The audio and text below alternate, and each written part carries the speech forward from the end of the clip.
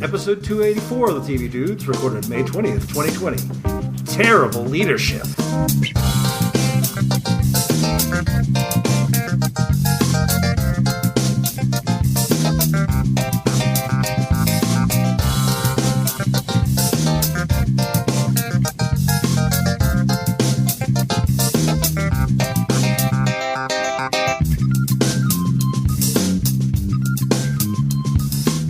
This week, guys, we are talking about terrible leadership. Whether it's the Sith or the Devil in Star Wars leader, Richard Wayne, Gary Wayne, and Kimmy versus the Reverend on Netflix. Before we get to all that, we are the TV Dudes. I'm Randy. I'm Kyle. I'm Les. And, yeah, guys, we got so much to talk about this week. Because I know, we're getting it down. I was burning through some stuff I've been meaning to watch for a while. And I making use of our CBS All Access and our Disney Plus.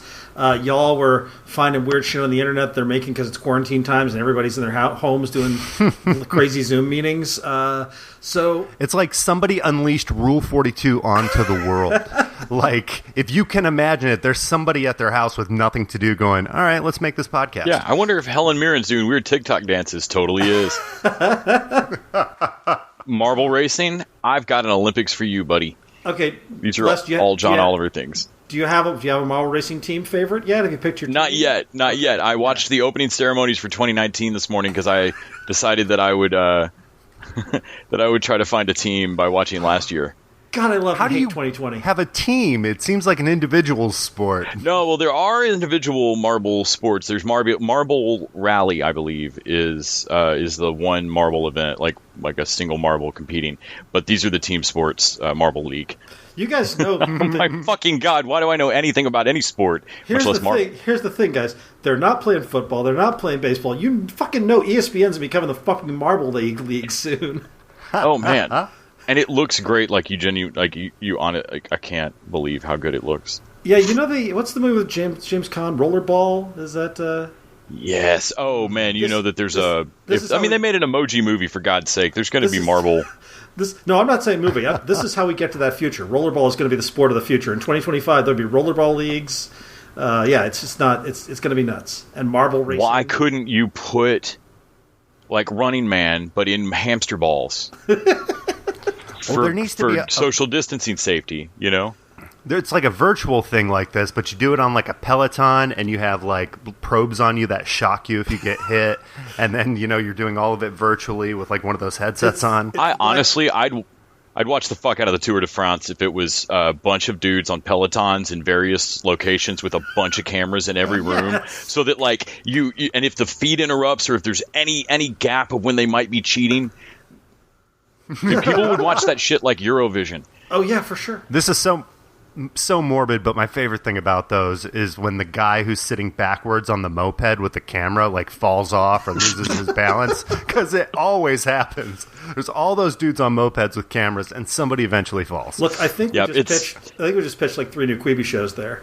Yes. Also, there should be a Big Brother video of like the way Jackass arose out of skate fails. On those videos, like every once in a while, you'd be watching guys do amazing skate tricks, like you're watching people do amazing cycling, athletic feats for some reason, I guess.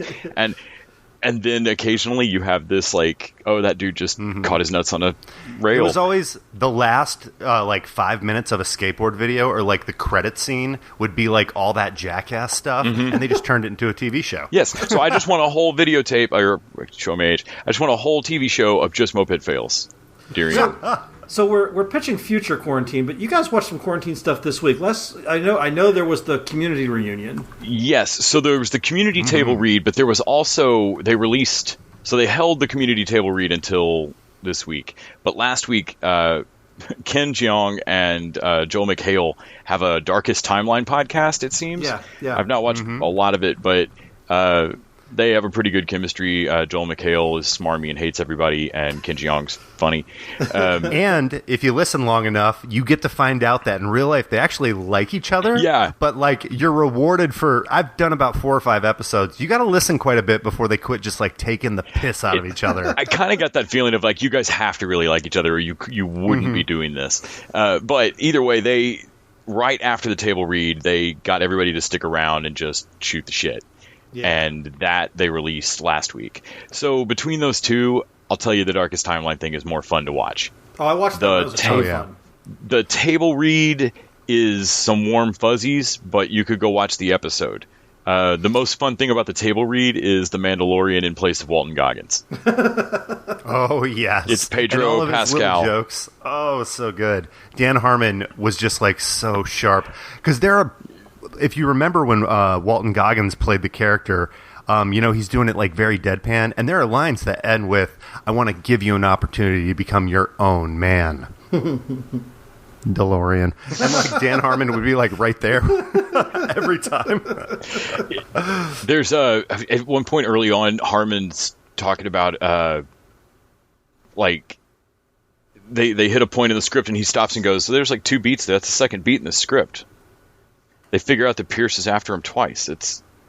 And like everybody's like, Dan, it's 10 years on, man, or ever how the fuck long it's been since they did this. Do you guys mind hanging out? I'm just going to take this over to the next building, just work on it for a couple hours. I'll be right back. He's like, what? But the guy that wrote it is working with me on, Rick and Morty this season. So like, Dan Harmon's going to bring it up.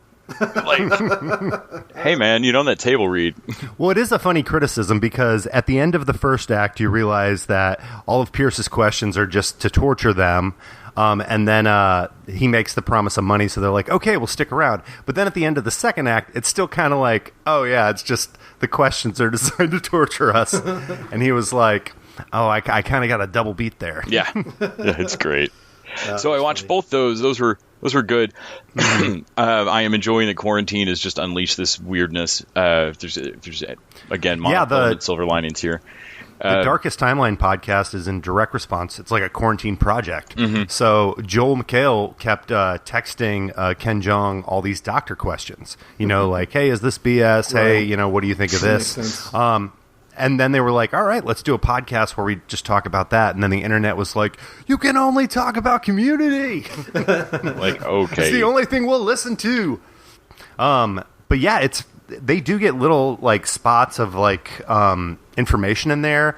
Ken Jeong did a really good job explaining the hydroxychloroquine, like the drug that Trump keeps pushing. Yeah. And he was like, this is why you would think it's good, And he's like, here are all the positives. And he's like, here are also the negatives. Like, you could go blind if you try this, and there's that, and the other. But it's been informative, but it's been really fun, and they bring back all of like throughout the course of the podcast, they bring all the community cast back too. Yeah, I would recommend it too. I also watched the Mr. Show reunion. They had a Global Kim reunion, kids with beards reunion special. There's a bunch of Mr. Show in jokes. They got a ton of Mr. Show cast, and then also like Scott Aukerman and some other folks that I don't remember quite as like prominently from like not main players. And it was not as tight as like watching the community table read, like the flow of the Zoom chat. It just, everybody felt a little, I don't know, a little uncertain. A little bit uncertain about it. And it took them a minute to get their groove on. Okay. But it was towards charity. It was $10. I'm happy I did. Like, I'm happy I got to see it. And, it was quite funny once they got going. But it kind of threw me at the start. I was glad the community one flowed a little better. I also watched Graduation 2020. Okay. So yeah, I kept seeing all the ads for that. What was that? That was nuts. I don't know why we don't do that every year. That was amazing. So in terms of making a weird... we're having massive civic problems and national problems, and here is the next crop of adults. Ladies and gentlemen, meet your incoming class of people you can throw responsibility on. I kind of dug it, especially because it hadn't clicked for me that it's not just that school ended and that they don't get their stupid graduation ceremony. I mean, ceremonies suck, whatever. Oh, yeah, Half the kids want to skip it anyway. It's that school ended around spring break with an uncertainty about whether they'd come back. And for a lot of seniors, that's just the last time you saw your fucking high school friends ever. Huh. Wow.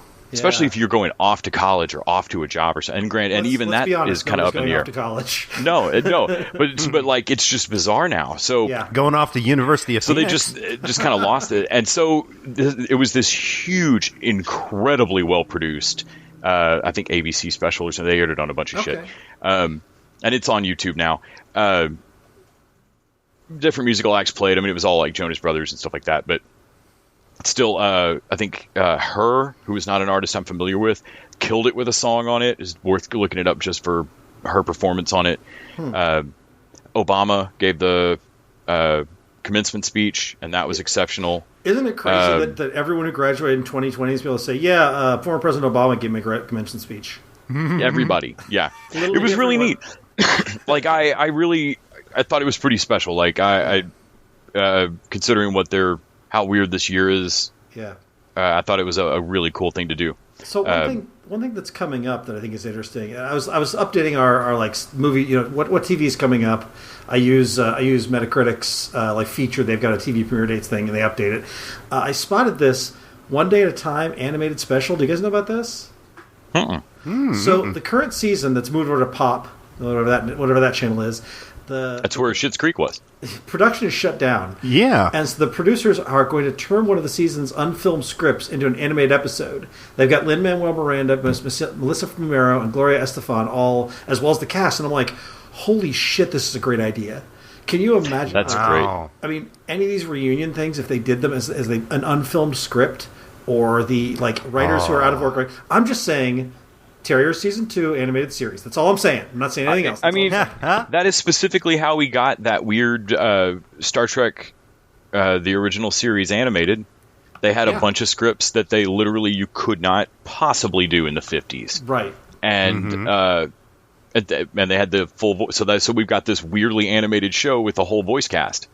And like, oh man, if the quarantine resulted in a shitload of weird animated seasons, right? I'm down for this. Yeah, you guys are doing this in the time of Rule 42, like right, 43. Right? Yeah, it's gonna happen. You know what? You could take that 30 million of Snyder cut and make me like 20 seasons of shows. Of anything, yeah. Anything. Honestly, just take old news radio episodes and make animations out of them. I'd be good with that too. So getting away from television, we still got a little bit of a Quibi corner to do, I believe, this week. Kyle talked me into watching on we've been tweeting Quibi meth in my whole speed up. Kyle talked me into watching a very Top Gear-ish show, Elba versus Block, on Quibi. Kyle, you want to talk a little bit about how you found that? Oh my god. Yeah, I mean, I don't know how they got like into my psyche, because obviously it's completely different than anything else on Quibi, which I'm like, this has got to be, an analytics nightmare trying to recommend shows and stuff when they're all so different. But yeah, this hits all the same beats as Top Gear and the Grand Tour. It's on the outside a car show, and you think, oh, it's going to be these guys, they're going to be racing cars. And then next thing you know, somebody's doing pranks, somebody's flipping the script. Oh, things aren't as you thought. It reminded me of Hyperdrive on Netflix. Where they run a bunch of cars through crazy ass, like, well, great, you race very well. Let's see if you race very well through like a half foot of water. Like, just weird shit. Because in this first episode, Elba flips the script. It's so the premise. It's Idris Elba and Ken Block. Ken Block is a hell of a racer, like actual rally car driver. I also think he might own DC, like the shoe company. They're like a skate shoe company. That would make sense. I'll know in 2 seconds. And Elba just does a lot of action movies and apparently digs driving cars. And so they set this up like they're going to race fastest time through this like flaming hell of a race course, and Block does it in like 30 seconds or some shit. Like a badass, just tears through it. Like, I can't believe he doesn't melt a tire or kill himself. I mean, it's nuts. Because there's flames everywhere. There's flames everywhere. I mean, he does this like 720 around flaming barrels where one of the front tires is just in fire the whole time. And I'm like, man, in a second, you're going to be the show that killed Ken Block on Quibi. Oh, man. Oh, wow. Then Elba, in the first episode, Elba's like, well, shit, I can't compete with that. And he looks over at this Saab he's supposed to, or whatever the hell he's supposed to drive, and is like, especially not in that piece of shit. And he looks over and there's a tow truck, and he's like, how much faster would it be to drive straight through? And so instead of going around all the corners, they spray paint Elba on the side of this fucking truck, and he just drives straight through the bastard. He's still like 10, 15 seconds slower. No, they have tons more of that. They've got a really fun episode where they're driving vehicles through a mud course that have paintball cannons on the hoods. And you can see how many hits you got, so it's literally like, whoever has the most hits. They do this thing called the Ring of Death, where you take like a small CC go-kart and you drive it on a wall in a complete loop, 90 degrees, and the other person sits in the middle while the person drives in a loop. And there was even, just to show you like the same bullshit, like there's an episode where Idris Elba got hurt. And it's really surprising what happens. Like it's going to come out of nowhere, and then once you watch it in slow-mo, you're like, oh shit, that was dumb. But he lost the challenge because they were like, well, you can't do this, you got to go to the ER. But yeah, it's just like in a blink, they weren't paying attention. Something, I can't spoil it. Like everything else on Quibi so far, it's an amazingly produced show that I have to watch on my phone. All these other things I mentioned, I was able to cast them to my living room TV through YouTube, and then Quibi is trapped on my cheapskate device. Can I tell you what the phone thing is? So, like with each of these, we have to talk about how it's integrating the portrait versus the landscape view. Yes, did you get to play with this at all? No, but this is actually the first show where it hiccuped on me. I rotated my phone to see the landscape version, and it did a like screen bar if it only showed me half the screen.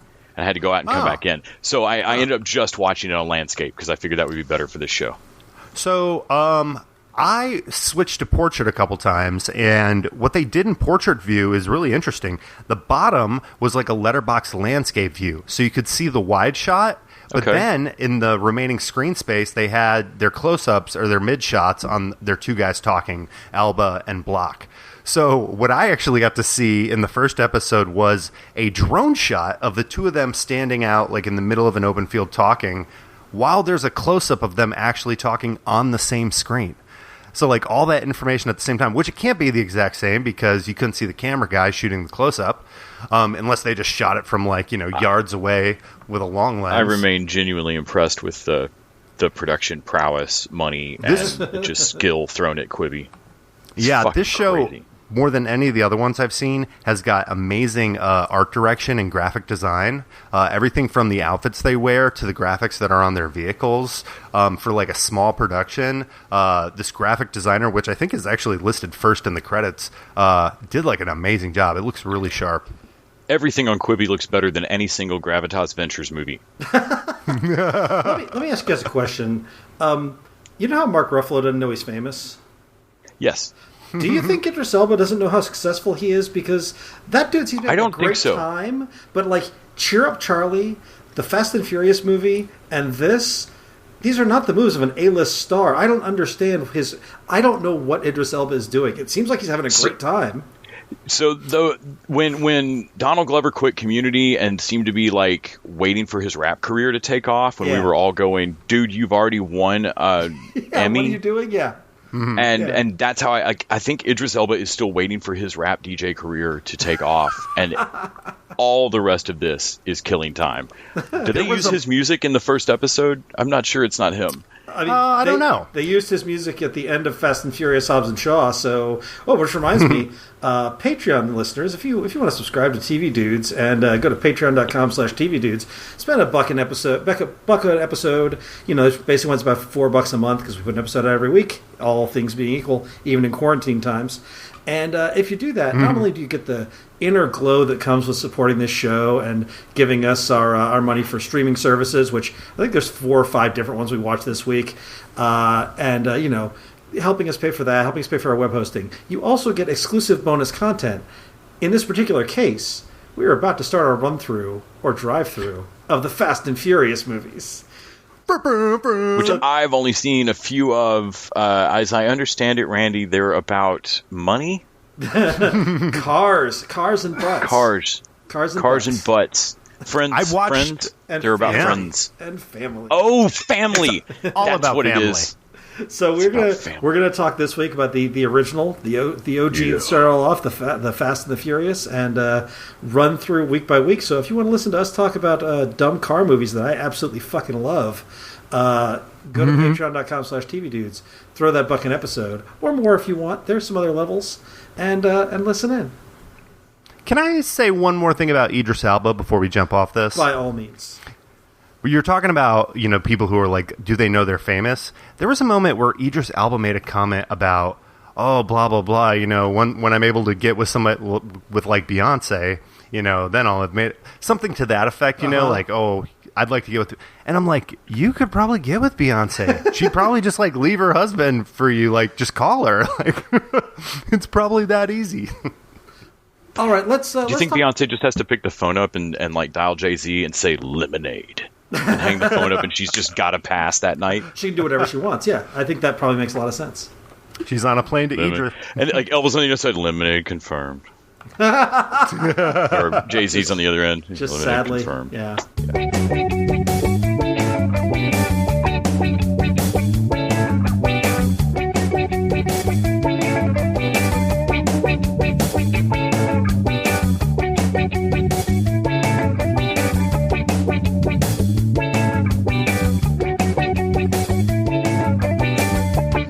So let's jump over and talk about some old business, some shows that we caught up on.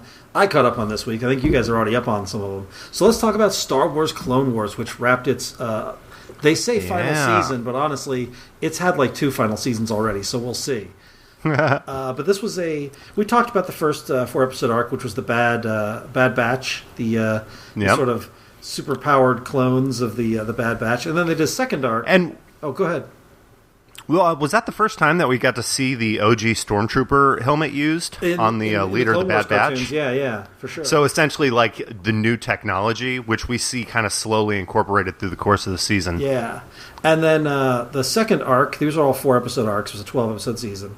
Second arc was about Ahsoka Tano, director and creator Dave Filoni's clearly favorite character, who she was Anakin's Padawan. And she definitely grew throughout the series to be a really major character, and a character that started out as like everybody thought she was going to be the annoying kid, and she turned out to be just a really great character. And this showed her sort of post Jedi. She was kind of burned out on the Jedi. She was hanging out with these smugglers on their and their adventures, and I thought it was a really fun 4-episode arc. And then at the tail end of that, one of the Mandalorians shows up and is like, "Hey, Ahsoka, we need you. Come back to the war." And they do this 4-episode arc that shows us what Ahsoka Tano is doing during Revenge of the Sith. Yeah. And they changed the credits, and like it was a 4-part. It was a one tale in 4 parts. It was basically another Star Wars movie. It was the best prequel they've done by those standards. And they didn't retread any territory. No. Like that was the fear going into this. We were just going to see it all, but done like through Clone Wars, the cartoon. Nope. And it was like its own thing. It also, I feel like, was not even... It was more dramatic than Revenge of the Sith. Oh, if you think of like when her and Darth Maul are captured together. Oh, yeah. Like that was... Can you imagine if Revenge of the Sith had an ending like that? Yeah, that was crazy. That would have killed. The fight sequences... That fight between her and Maul on like the suspended skyscraper element, like so good. And having Rex, we fall in love with the clones, and we know that they're all going to turn on the Jedi. Having Rex have her back against the clones, and having them have to fight all their friends, that was all the pathos I was missing in Revenge of the Sith when the clones turned on the Jedi. Like all the work that should have been done to make this massive feature film work was done here.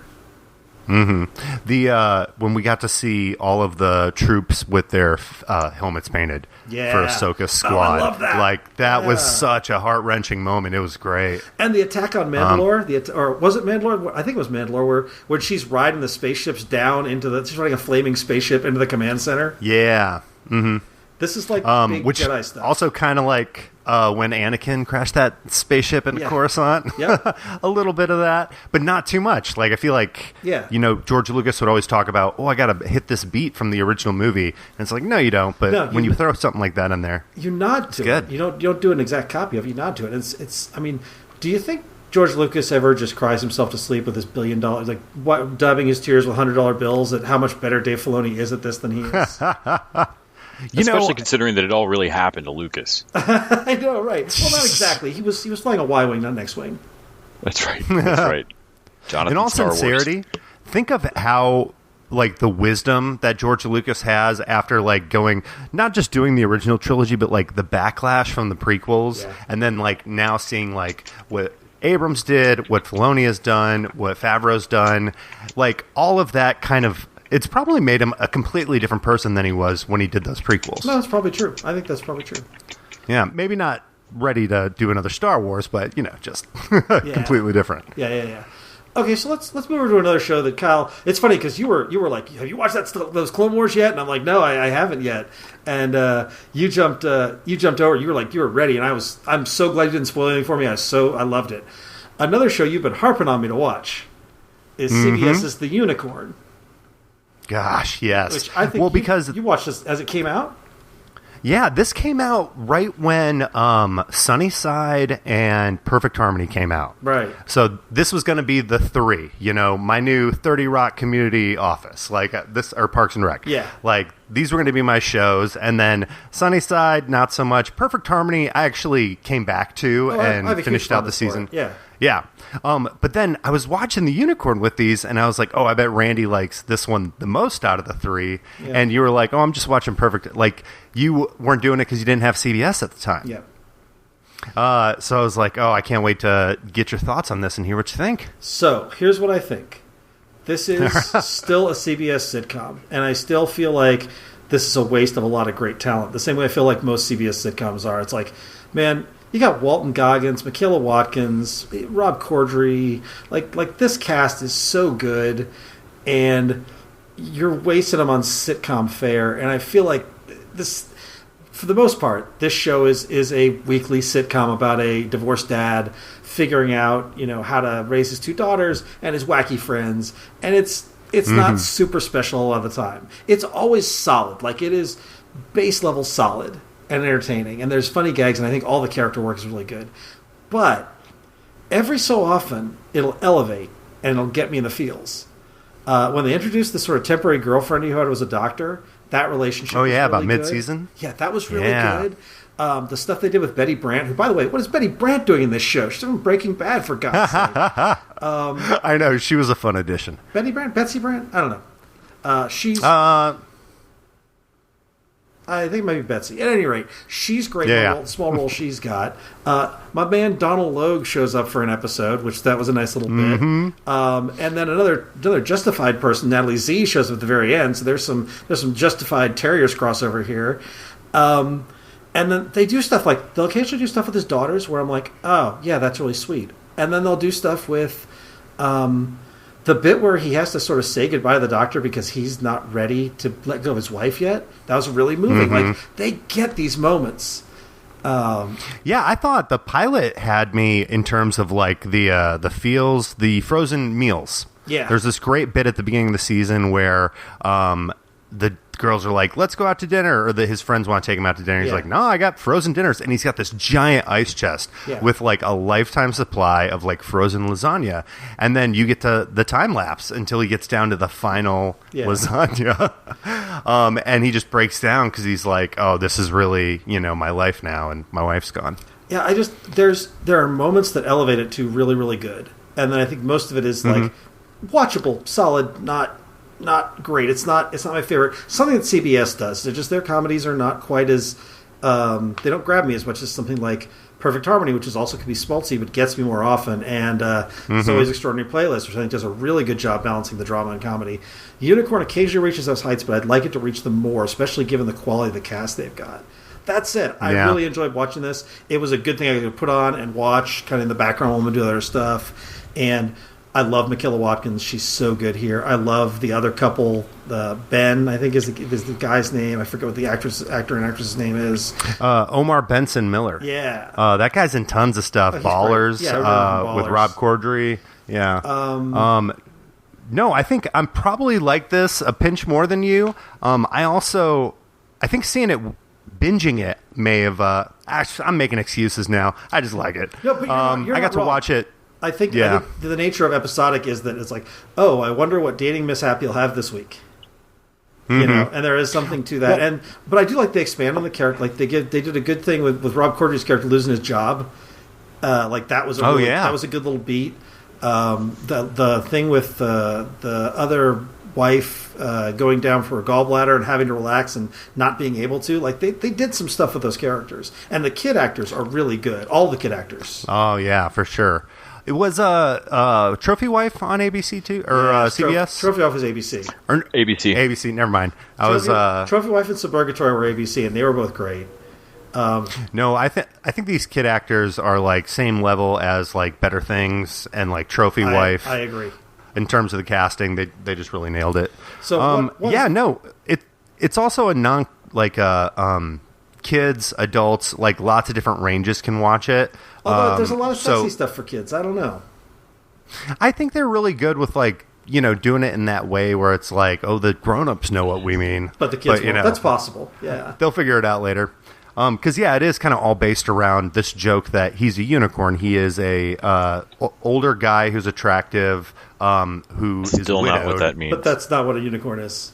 That's still not what that is. But isn't that what they call it on the? No. It's they just. Oh, okay, yeah. But they just made this up like Urban Dictionary doesn't exist, and the unicorn was not already a term. Yeah, I was explaining the show to my friend recently, and she's like, I was telling her the show's called The Unicorn, and I'm like, it's not about what you think it is, and she's like, oh, so it's not about a single woman? I'm like, nope. But I mean, it should be called DILF. I mean, the same way that there was SMILF. Oh, yeah. That there was SMILF on Showtime, which was great. Yeah.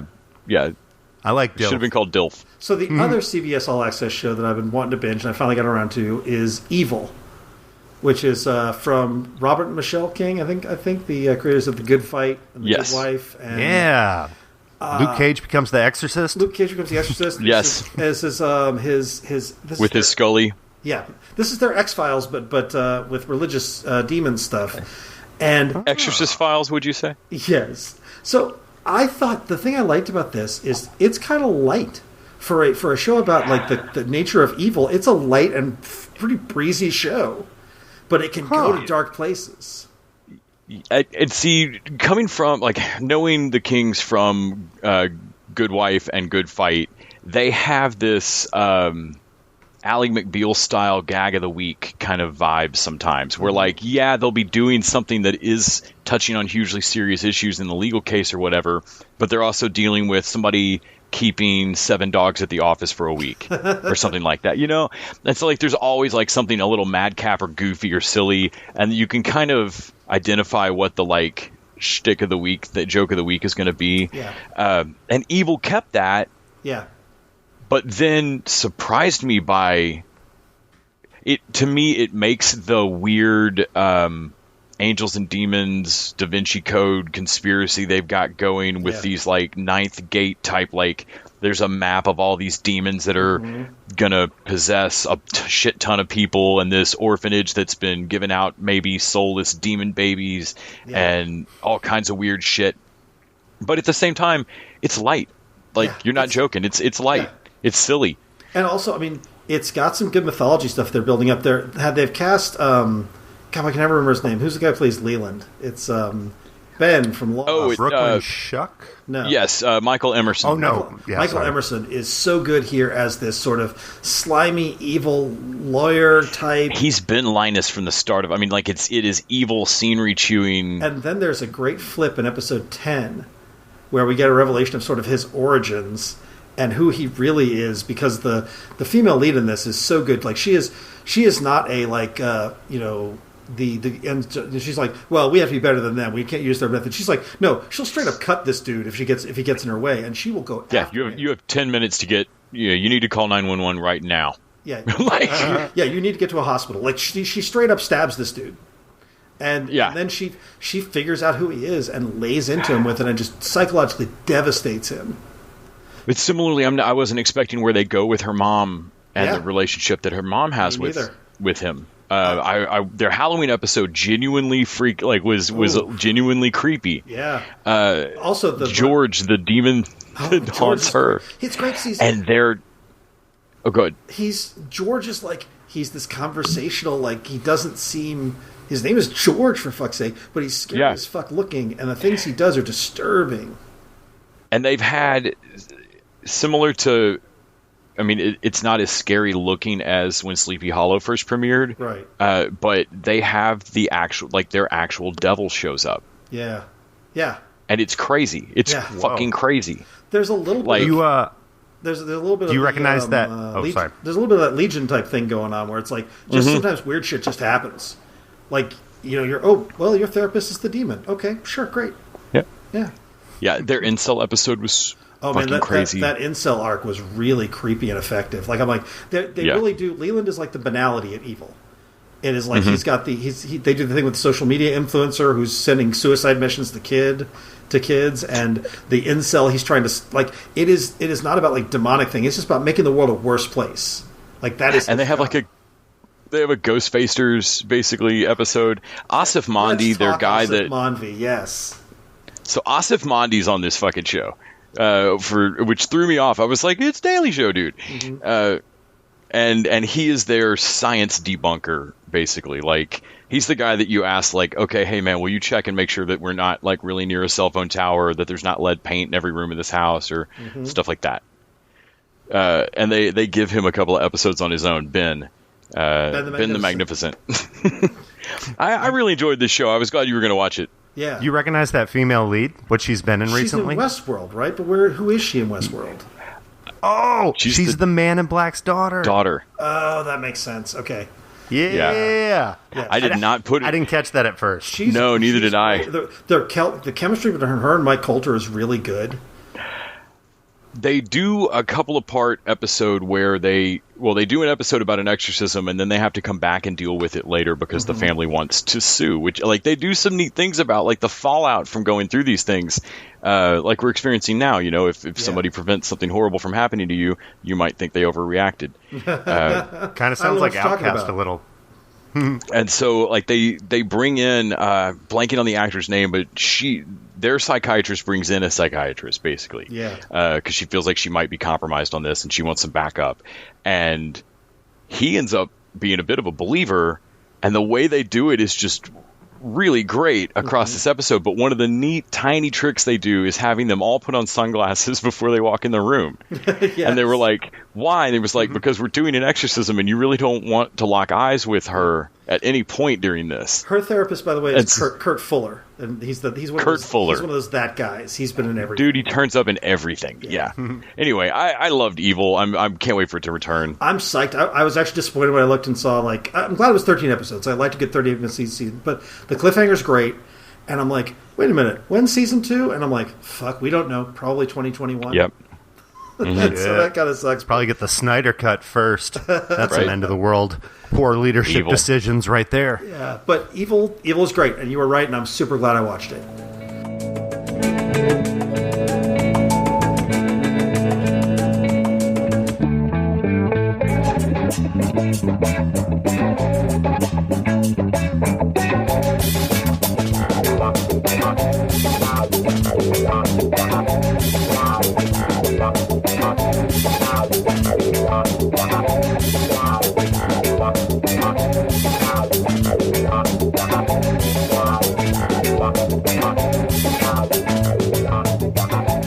All right, Kyle. Let's jump over. It's time to talk power rankings.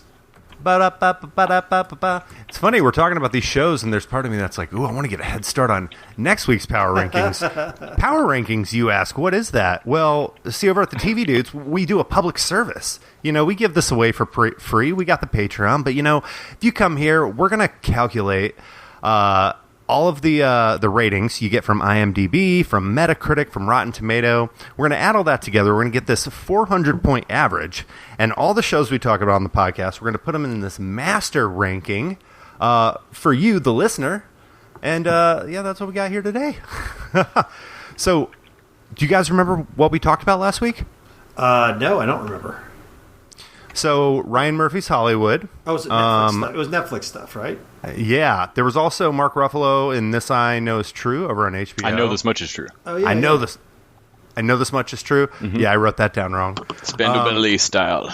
Yeah, and Mindy Kaling executive producing that Never Have I Ever, which we got through that this week. That was phenomenal. We'll have to talk about that old business at another time.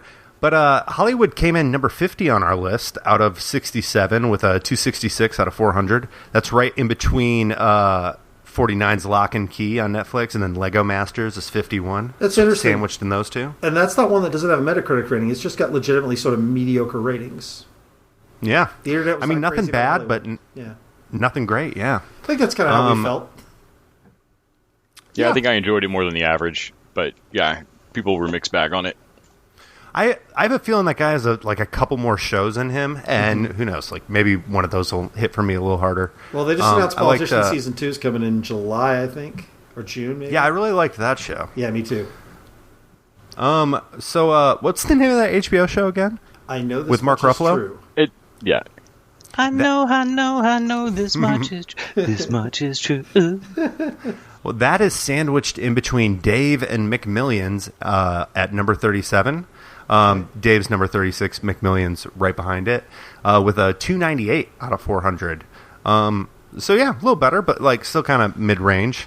This is the territory where we either agree that shows like need a much higher score. Like Dave, I think definitely needs a much higher score than that. Yeah. Or just it deserves to be there. But yeah, the big one was busting in at the number 12 spot, Never Have I Ever, 346 out of 400, right in between Brooklyn Nine-Nine and Midnight Gospel. That's good. And that doesn't surprise me at all. No, that's really good. I'm glad people liked it. Yeah, no, I really dug that show, and we were wanting to kind of just watch it a little slower, like try to do it week to week so we could enjoy it for a while. But once you get about halfway in, you start barreling through. Yep. Yeah. Once you get to that point, you're like, I got to see what happens next. Yep. And then you're like, there's like one more episode. Let's go and watch that. And no, they do some great stuff. I can't wait to talk about it some more. All right, let's jump over and talk about new business, guys. Let's talk about the new shows we watched this week. First of all, Hulu had a couple to offer up. Let's talk about Solar Opposites from Justin Roiland. Now, as I understand it, this is not Rick and Morty, right? In some ways, it's not. I mean... Now, Randy, are you sure it's not Rick and Morty, though? Because, Randy, I'm telling you that it sounds a lot like Morty because Rick and Morty and Justin Roiland no less. Void. It's not like Rick and Morty. It's its own thing. It's me over here. I'm the guy. This is not the same voice. I'm bagging on it, voice. But Lisa and I watched this thing in one afternoon. I mean, this was our Sunday afternoon show this week. We tore right through it. It's super light and goofy. These feel like... I don't know if they're better than Rick and Morty, but they're different enough that I really enjoyed it. This was much better than the American Dad I was expecting. Yeah. Good agree. analogy. But I do think to some extent it does fall a little bit of those tropes. It is like, here's an alien family living in America, and they hate it. And I'm like... I love that they jump past the ship crashing and all of that shit. They're already there. Yeah, I do like that. And they just say, sci-fi stuff. You want to go do sci-fi stuff in the hallway? Yeah. I like the lead characters. I like the sort of the weird familial aspect of it. I love the two kids and their psychopathic way they deal with things. And realizing partway through that they're not their kids, they're clones of them. Mm-hmm. Basically, like they're smaller, exact copies of them. Yeah. That's pretty wild. I got it. I thought like that played pretty well in the relationships. The best thing that they did all season was the wall. And that's the thing. The show is solid and it's interesting, but they're building the whole time this thing of like the kids are shrinking down people that annoy them and sticking them in this wall of like hamster in like the name of science, but it's clearly just people that piss them off. And so the Wall episode is its own mini movie that's about the rise and fall of the slave caste of the Wall against the Duke who runs the whole thing, and it's this weird running thing that's been going for a few episodes. And then one episode the whole thing is about these miniaturized people inside this weird Mad Maxy world. And it is as good as the Revengers or any of the Rick and Morty fuck it one off things. You know what it reminded me of is and stay with me. Community episode 1. Jeff Winger gives this big speech and he's like yada yada yada. That's why I can call this pencil Steve. And when I do this, snap, a little part of you breaks. They did that with this mouse, where it's like you realize oh, you don't have to do very much to make you really sympathetic for essentially a rat. By the time that dude turns around with the bow around his, like a sash tied around him, and I was like, fuck yeah, bring it down. I wanted to do the Hunger Games thing in the air. Oh, right? Like, yeah, it's really good. And they subvert it sometimes. They're having the big the big blockbuster movie sex scene, and their weird alien baby pops up and starts taking video of it. Well, and that's the thing that is going to eventually destroy and terraform the planet and eat them in the process as well. Yeah. I liked their creepy Maggie Simpson. Like, it has its own little it has its own little adventures as well. I really enjoyed this. I'm definitely looking forward to more. I'm glad they put all of it out at once because it is candy and you can just eat all of it in a binge. Yeah. I didn't like this as well as I like Rick and Morty. I think it's not for me as good, but it was solid, and the wall episode really elevated the whole thing. That's where I fell in love with it. So, if Lisa had never seen Invader Zim, and so when I brought that up, she was like, "What are you talking about?" And I was like, "Well, it's about this alien that comes to Earth, and only like one kid keeps pointing at it, going, but that's a fucking alien." There's something cool. They can give it that like full out TVMA, can curse, can go as like vulgar and perverse as they want, and in a world where you have like Family Guy and American Dad, like, I definitely like this better, having Rick and Morty and Solar Opposites. Like, I don't think there's too much in the space. Like, I think... No. This doesn't compete with Rick and Morty for me. I'm glad this is out there, too. Mm-hmm. All right, let's talk But also, Rick and Morty's #1 on our rankings. It's true. So, not many things do compete. I'm curious to see where Solar Opposites lands. I'm really curious. So let's... Yeah. Let's talk about Hulu's other show, which is very different, which is The Great, a mostly... an occasionally true story. So this is about Catherine the Great. Oh, good. Yeah, it's about kind of, yes. Catherine the Great in Russia, Mm-hmm. sort of. Yeah, let's. So I've seen some divisiveness about this show online, and I adore it, and I want to hope that the people the legitimate bone to pick with it that I could see, because I've been really trying to figure out how anybody could not like this. I loved it so much. Is that it absolutely butchers the history, but most of the history that we were taught in public schools was a fucking joke anyway, and you were going to have to go... I mean, if you thought you heard an interesting story in school, you don't know that story, I guarantee it. You should go look that up and really learn that story. There's no way you got all of the facets of that in public school. I feel like this show's the same. Like, if it interests you at all, and I hope it half this shit is at least in spirit true. Even if they change the names, you should go look up Catherine the Great. Well, and there's the truth, and then there's facts, and the facts don't make a good TV show. But in making a good TV show, I think they've done something really true that speaks to the time, how people acted, like kind of their animalistic instincts when you live in the upper caste, and you can literally do anything you want without any, higher power regulating you. Yeah, so this isn't another period or something like that where it's total send up like total joke. No, it's more straight-faced than that. Yeah, they are on the one hand moving through the period story of Catherine the Great, who rose to power in Russia when she realized that the Russian monarchy does not transfer to heirs; it goes to the wife, and that if she kills her husband, she'll be empress. So she staged a coup in which one of her generals stabs her husband. And she ascends to the throne and becomes Catherine the Great. And there was like a little for 30 years. mini beat that kind of described this whole political policy there, where in the first or second episode, somebody comes to court and he says, "Hi, my brother has just passed away. I'd like a deed so I can, start taking over his land and caring for it and stuff." And it's like, okay. Is it also true your brother passed away from a knife in his back? And he's like, "Oh yeah, that's true." And it's like, He can have the land. It's like, well, don't you want to find out who put that knife in his brother's back first? Like, it's a mystery. Yeah, no, that's just how things go. There you go. Take your land. Good day. Yeah. And history argues about how much, how liberal by today's standards Catherine the Great really was.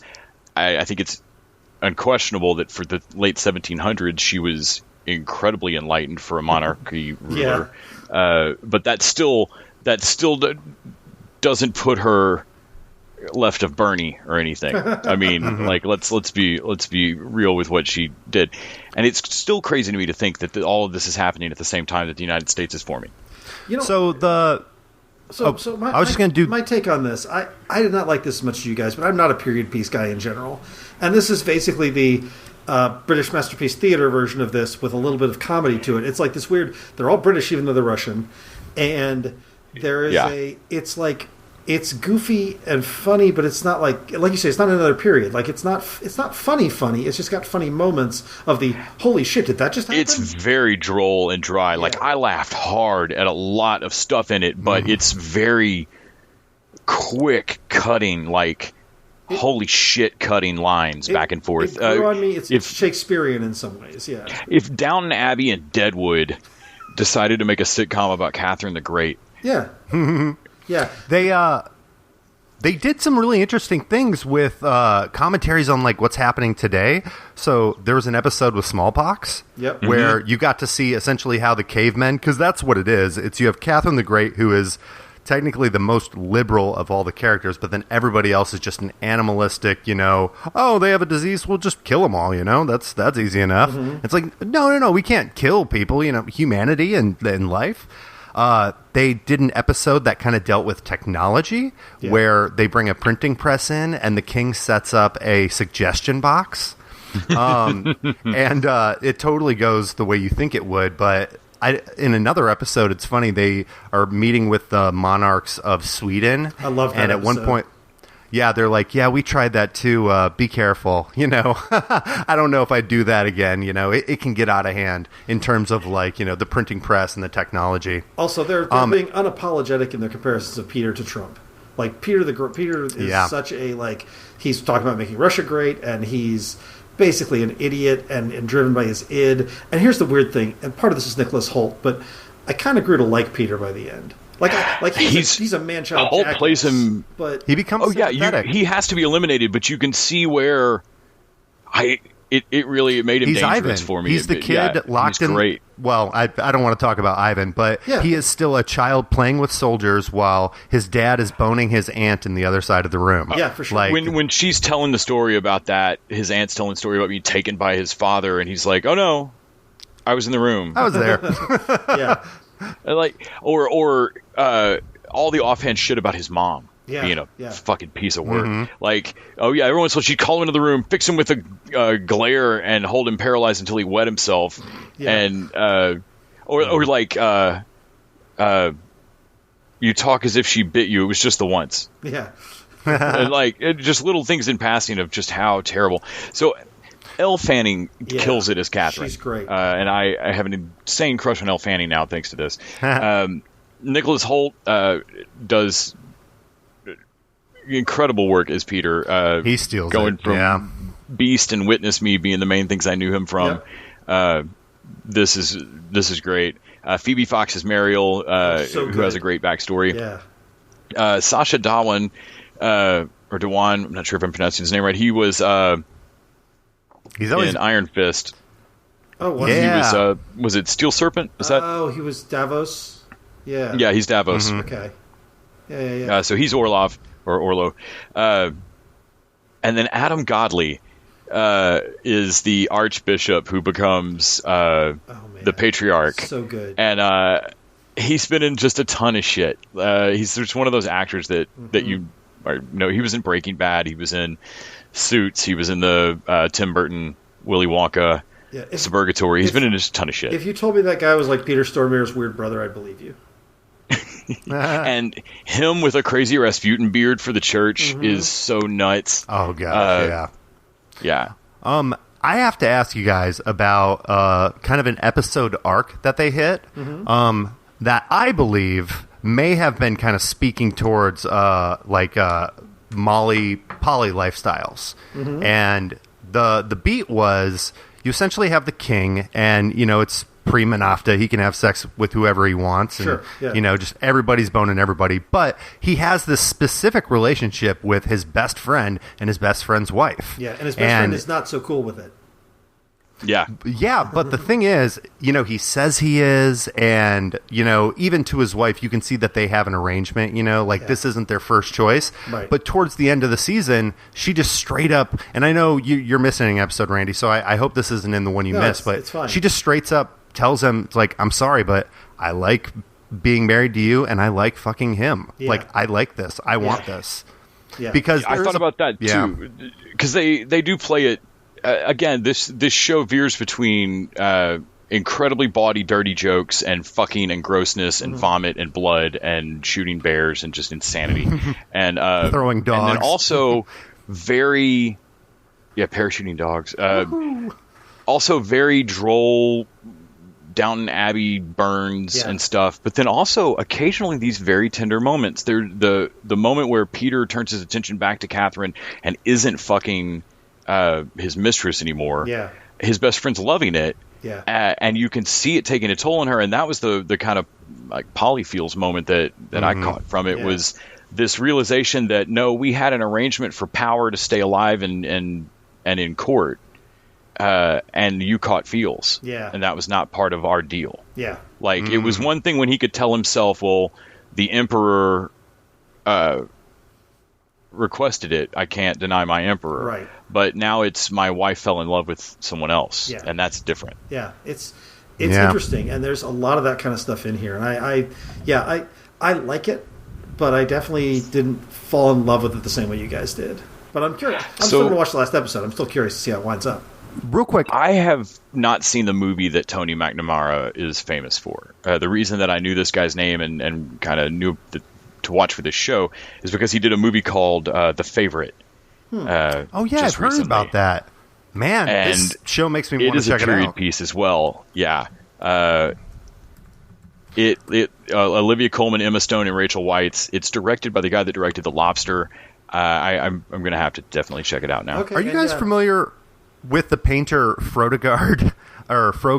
He did The Girl on the Swing, and it's like the 1700s, very picturesque. You see this in like nurseries and stuff. It's got like these weird sexual like overturns in it, and we discussed it in our history. Anyways, the opening scene of this show is them on the swing. It's like a direct copy of that. And like the whole thing where like she's swinging and loving it, and her friend is like, "What? You're going to Russia?" Like kind of it's her idea of what it's going to be like versus what it's actually going to be like. It was this really cool thing, and I was like, "Oh, only art history dorks are going to get this." So I actually teared up a couple times in this show. Vlad's arc hurt, and the last episode, Lisa also messaged me after it was done and was like, "Did you cry in the last episode?" So I don't know, Randy, you may not be quite as invested, but watching the coup and all of that arc come together, it really hurt. Like I was surprised. For as silly and gross and funny as I found this show, it assembled a story about people making hard choices about a political coup in a way that House of Cards doesn't always hit like this for me. So I was surprised. I very much enjoyed it. All right. Gosh. Yeah, the torture episode, if you can get that far, you can't recommend it high enough. Yeah. I do think it gets better as it goes along, too. I think it won me over as it went along, and I'm definitely going to catch the last episode. Yep. All right, so let's talk one last show, and that is, this was the surprise post-final season Choose-Your-Own Adventure, Kimmy Schmidt versus the Reverend. This was I really like Kimmy Schmidt, although I do feel like that last season was maybe they were like, okay, maybe it is time to get off the stage. But this was kind of like that. Diminishing Returns. I didn't love this, but there's stuff in here I enjoyed. And the basic premise that Kimmy is like, she's about to get married, and she discovers that the Reverend had a second bunker. Yes. And so at least one. And she's got to rescue these girls before she gets married. That is the core of it, and it's Kimmy versus the Reverend. And really, all I need to know is that means we're going to get more of the delicious Richard Wayne, Gary Wayne, played by God, what am I blanking on his name? John Hamm. John Draper. John Hamm. Oh wait, is having so that's much, not his name in real life. We get John Hamm. Everybody so and their fun playing dogs pops up in the. I mean, Johnny Knoxville shows up in this. So we've seen a couple of these before from Netflix. We've seen Bandersnatch, obviously the Black Mirror, which was longer than this and had far more paths to go down. There was also, I will never forget their first foray into this, I think was that Puss in Boots thing for kids. And it sounded like a neat idea, and I sat down to watch it, and it crashed 3 or 4 times in a row. And I thought, man, if I had small children, I would stab a Netflix exec in the face for this.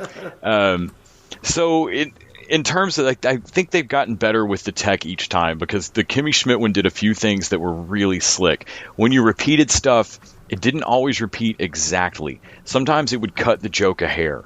So that some, like, at one point Kimmy's like, "Oh, this is a real sophist choice."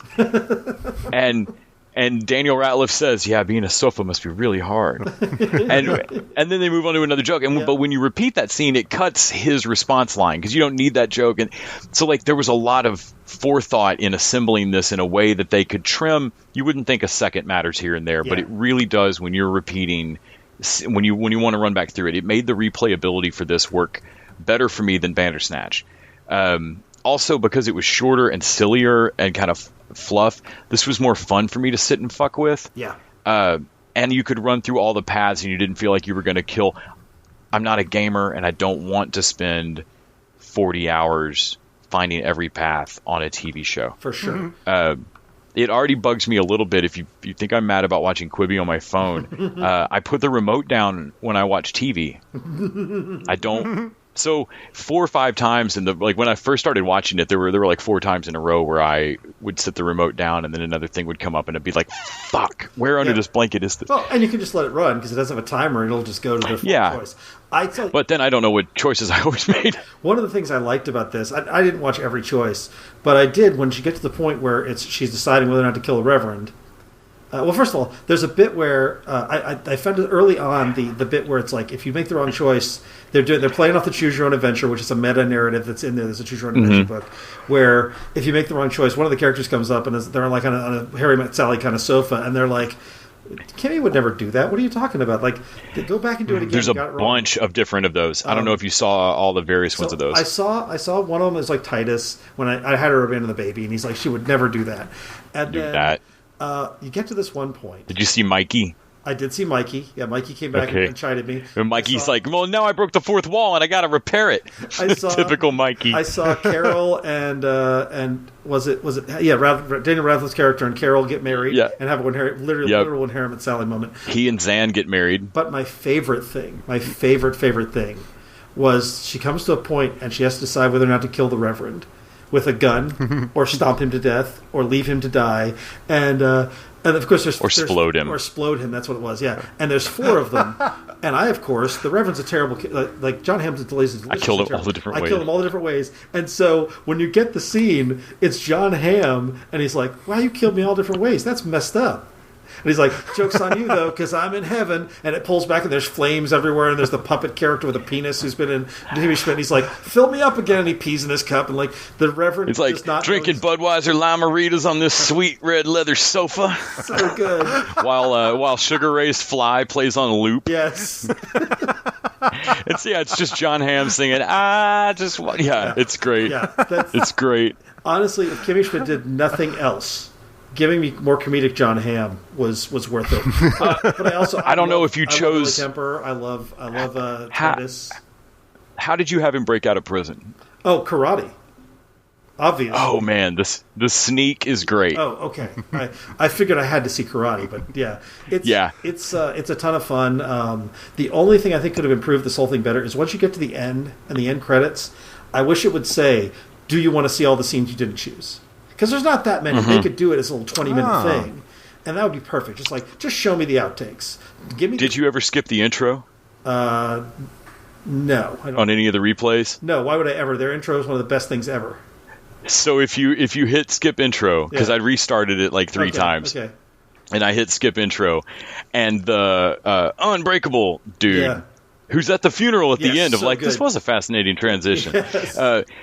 When you hit skip intro, it stops, and he walks out and goes, "No, hell no. You're watching more of it now," and it proceeds to play the entire song. That's amazing. Yeah, 400 cars, come booking. Like, It's so good. Yeah, we have to go back and watch this again just for that. and then he walks through at the end. He's like, "That's a great theme song. Why don't TV shows have theme songs?" It's there's a lot of little things in here. It's great to see all these characters again. This felt like a warm hug. Yeah. I enjoyed this almost as much as the Parks and Rec thing. Yeah, it's one of those things like I didn't know they couldn't have known because this was actually made. This wasn't like a Zoom. Oh thing. yeah, there was some work in this. But by happenstance, in the middle of all the terror that is 2020, we got this little bit of goodness, and I hope we keep getting more of those sprinkled throughout the year. In between Daniel the Murray Ratliff. Hornets. Man, is there really nothing he can't do? Like, Daniel Ratliff is so good. great in this. All of his weird shit, his childhood being, he's almost like Kimmy, but from a whole different reasoning. Yeah.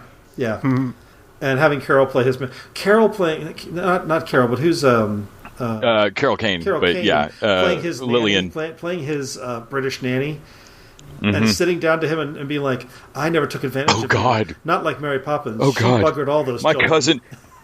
My cousin Mary Poppins, she fucked all those children. Like, oh my God. It's like, wow, I can't believe you guys went there. That was hilarious. Yeah. Anyway, definitely worth the time to flip through. I don't like video games in my TV, and I enjoyed the shit out of this. All right, well, guys, that's a wrap for this week. We talked a lot of TV and some Quibi. And thank you, Les. Thank you, Kyle. Thank you, Randy. Thank you to our patrons. Thank you to our listeners. We appreciate you guys. Remember to go to patreon.com/tvdudes. Throw us a buck an episode. Listen to us talk about cars and butts. And until next time. Huzzah! TV Dudes out. The TV Dudes is an independently run podcast out of Austin, Texas. We are exclusively listener supported. If you'd like to help us out, go to patreon.com/tvdudes. You can also find us on Facebook, Twitter, and Instagram at TV Dudes. All the music for our show is done by our friend and original TV dude Gregory J. Amani Smith. To find out more about us, go to thetvdudes.com. I'm Randy Lander. I'm Les Weiler. And I'm Kyle Scott. Thanks for listening.